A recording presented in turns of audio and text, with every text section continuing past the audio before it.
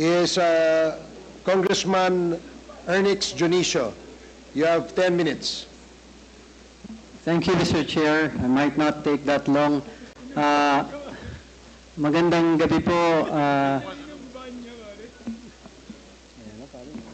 Magandang gabi po, Mr. President.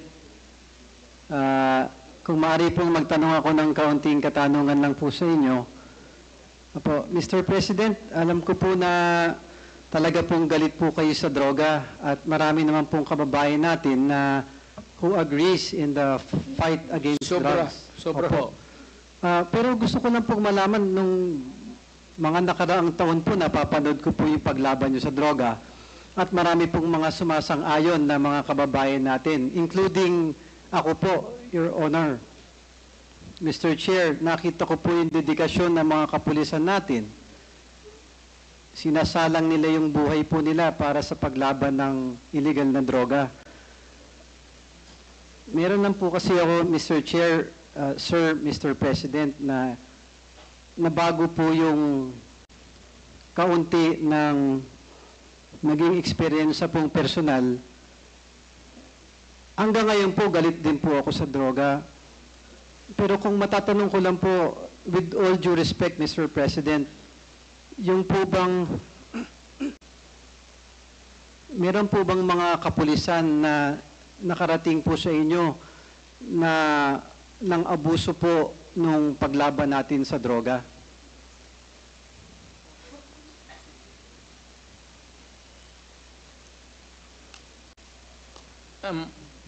Tapos na po kayo.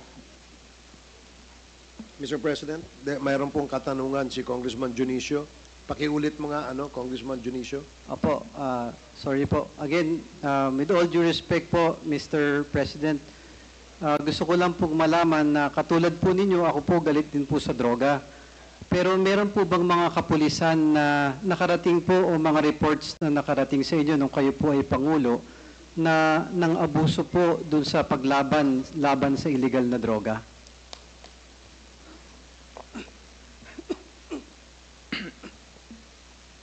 Lahat ho ng pulis, pati military na pumasok ng droga, patay. You can check it out. Wala akong pinalusot at nagbubugbog talaga ako ng pulis sa Davao, dyan sa istasyon. Pag nag-abuso, lasing, binubugbog yung asawa, susumbong sa akin, puro pasa. Pagdating sa patawag ko dyan, sa City Hall, may kwarto ako doon na maliit, katabi ng kubeta. Talagang hinahampas ko yung mga gago na yan. Walang nakakalusot sa akin. Basta kriminal, kriminal ka, kipulis ka o ano, pagka kriminal ka, kriminal ka. Iyo, magtanong ko, okay, hindi na galing sa, magyayabang kasi ako, sir. Magtanong na lang kayo sa recloser there. Ilang pulis na matay pumasok sa droga? Sinabi ko na. Sinabi ko na sa inyo, wag. Kasi hindi tayo magkaintindihan. Maraming pulis, sir, namatay dahil sa droga. Sinong pumatay? Gobyerno. At those initiative, akin.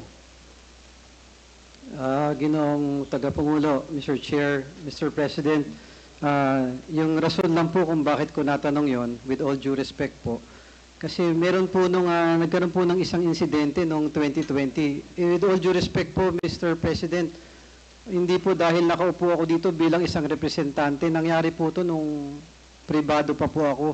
Kaibigan ko po kasi na malapit to, Mr. President, na sana po yung masolusyonan ng Quad o baka po sa ilan po sa mga tao niyo makatulong po para pong kapatid ko kasi itong namatay, Mr. President.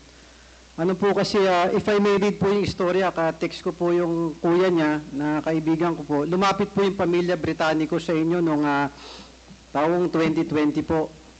Ang pangalan po nung namatay si Delphine Britannico, isa pong matalik na kaibigan ko na wala pong involvement sa droga kahit po ma-check. If I may read po yung konting istorya po, baka maalala nyo lang po, Mr. President. Delphine Britannico killed allegedly by a policeman last January 19, 2020 in Iloilo City. Delphine was innocent bystander who was a collateral damage.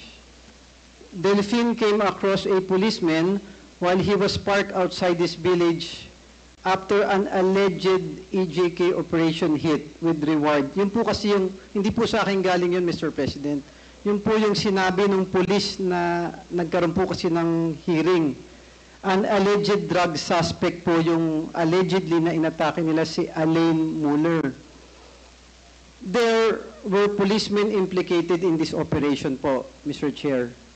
Police Corporal Joseph Andrew Hoven was identified by the NBI as the driver of the Mitsubishi Adventure used in the killing of Alain Muller and Britannico.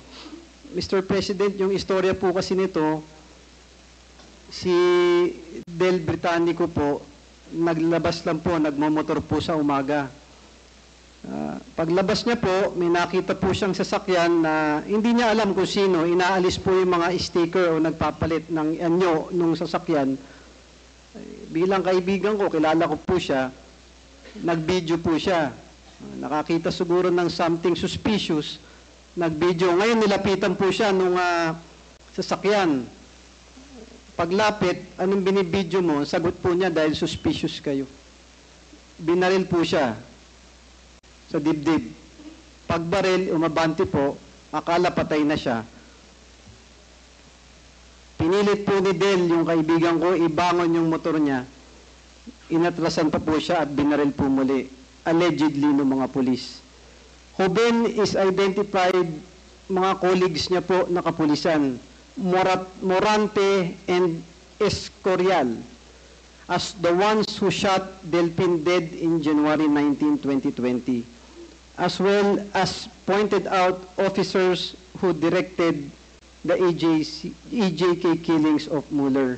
Yun po yung istorya, hindi naman ko po kilala yung Alain Muller na allegedly sinasabing inatake, Mr. President. Kaya ko lang po tinanong na nabanggit niyo po kanina na ang mga pulis na pag nagkakasala, hindi po tatagal sa inyo. Nangiwala po ako doon. Pero ano po ang nangyari kaya dito?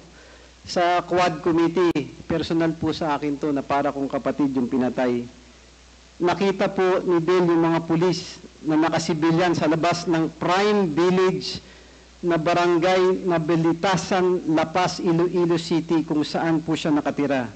Hindi niya rin po alam na may pinanggalingang krimen po yung mga pulis na yun at hindi niya alam na pulis yun. Mr. President, that's my appeal na siguro po doon sa hangarin ninyo na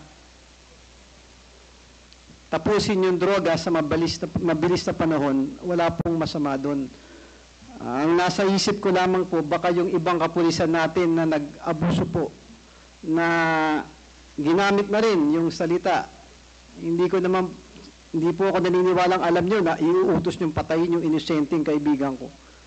Ang takot agam-agam ko lang po sa akin na baka in some words or narrative or hyperbole na nasabi niya po, baka yung ibang pulis na hindi lahat mabubuti. Ako po una-una magsasabi, karamihan ng pulis, tinataya ang buhay. Marami po akong kaibigan doon sa amin, sa distrito ko. Pero meron pong ilan na mga abuso. Isa pong biktima si Del Britannico, na sana po mabigyan ng hustisya. Mr. President, lumapit po yung pamilya Britannico. Anak po siya ng dating congressman ng party list. Si Bud Britannico po, Salvador Britannico, yung matalik kong kaibigan, kapatid niya po ito, kung nababalitaan po. Mr. President, pumunta po sila sa Malacanang. Hindi ko po alam ang nangyari dahil wala naman po ako doon, pero yun naman po yung gusto kong i-point out na baka sa pagmamadali natin, Mr. President, may mga nagpang-abuso po na ginamit yung war on drugs na naabuso, na kinikim po yung buhay ng matalik kong kaibigan na si Del Britannico. Kung sa Quad Committee po o kung sino po nakakaalam, it is high time na sana, Mr. President, kasama po ng inyong ibang team na matulungan po na mabigyan ng hustisya na lang. Hindi na po mababalik yung buhay. Na pasensya na po, naglabas lang ako ng kaunting personal na ano ko po. Ayoko na pong, yun lang po yung kaisa-isa kong tanong na baka may mga nang-aabuso, Mr. President. Hindi, sa kahuli-huli po, just want to manifest, Your Honor, the end really does not justify the means. Yung intention natin ng kabutihan, lahat tayo nasa pamahalaan. At the end, gusto nating maayos yung bansa natin, yung lungsod natin. Pero talagang may ilan-ilan na hayop, alang ang bituka, na yung inosente, pagkatapos silang gumawa ng krimen, allegedly, dinamay pa yung simpleng bata na. Your Honor, ito po ay isang example o isang halimbawa na baka marahil ginamit po yung pang-aabuso na malinis na hangarin na yun lamang po, Your Honor, sana po magkaroon tayo ng mga batas o maayos na mga bagay para hindi na po maulit yung mga pangyayari na EJK o mga pamamatay ng inosente mula sa kapulisan. Maraming salamat. Salamat po, Mr. President. You have been repeatedly mentioning the word president. Are you referring sa akin? Opo. O sa kanila? Ay, sa iyo po, Mr. President. Okay, that's Baka all. mas may alam ito sa police alam mo, mabuti ang sinabi mo in front of the it's recorded. Ayaw kong I would not want to mag-suggest. Pero we were just allow the chair and the members of the committee to extract the names of the persons and order the investigation. It could be the NBI or the police. Depende sa sitwasyon kung ano ang doon. Pero a wrong is a wrong. Ako marami akong kasalanan na. Hindi ako nagmamakalinis dito. But a wrong is always a wrong and it cannot be right. Lalo na kung inosente. Wala akong problema sa napatay na baril ganon. Pagka sa trabaho ng police tapos alam ko na droga, kriminal. Pero kung inosente, sabi ko, there can never be a justification to take a human life without a purpose. If a purpose is really to save humanity, well and good. Pero kung itong ganito na inosente, it should be investigated. Now, I'm sure that with the names that you have mentioned, the chair now will direct well, of course, you have to give the names, the proper agency, suggest ko, the NBI, to investigate and to give them a timeline. Para hindi matagal. 1 month. Para magtrabaho. Hindi naman kailangan magtaunan yan eh. Salamat po, Mr. President. Congressman Junicio, your manifestation is actually noted and part of the records of the proceedings today. So we will definitely recommend some action with the information that you shared to the committee. Thank you, Mr. Chair, and I'll happy to provide all the information. Pati po yung pamilya na gusto pong magpakita po sa inyo. Okay, kung sige. makakatulong Salamat po. Salamat, Mr. Chair. Salamat po, Mr. President. So the